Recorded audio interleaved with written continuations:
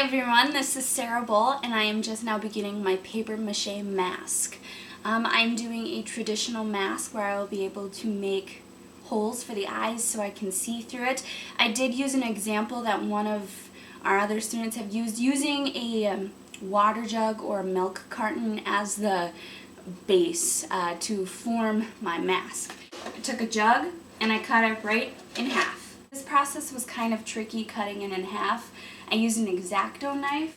I made my holes for my eyes and I made a little mouth. So this is the beginning of my project. I'm going to start putting the newspaper down and I'm excited to see what it's going to look like. I am going to use flour instead of glue, and I'm not sure if that is the best idea in the world, but we'll see how it goes. I have my paste made. I have decided to go with an animal theme. Maybe like a lion or a tiger, something that would protect me as if I were to create a character.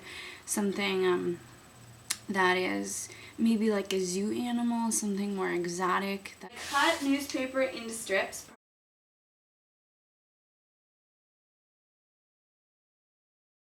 This is for sure gonna be messy. Day 2 of my paper mache mask. Yesterday I put 3 layers of paper mache onto my mask. The drying process probably took the most time out of anything. I found myself trying to use a blow dryer, trying to use a heater, a fan, just to make the process faster. But it definitely took time. This is my mask so far. I probably would have gotten glue all over my clothes if I had used glue. So I'm really glad that I used flour. I kind of used half and half, 2 cups of flour and 1 cup of water, and it worked out really well. This morning when I woke up, I started adding facial features. I found this to be the most challenging part. I am satisfied with my mask. It is a female lion so far. I don't know if you can tell. Before my facial features, it looked more like an Asian mask or like a scary Halloween mask. But now I can actually tell that this could possibly be an animal. I was nervous about putting these facial features on because I wasn't sure like how easy they would stay stuck to the project, but for the most part I think it's gonna work. I'm excited to just see the final outcome.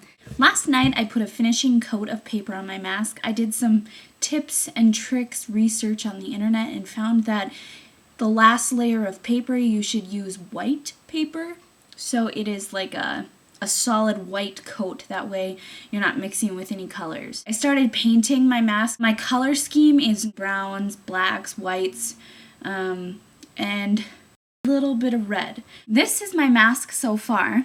Can you tell that it's a lion? I kind of referenced to other lion pictures so I can get an idea of what the facial features would be like. I don't know how I did this, but it turned out really, really nice.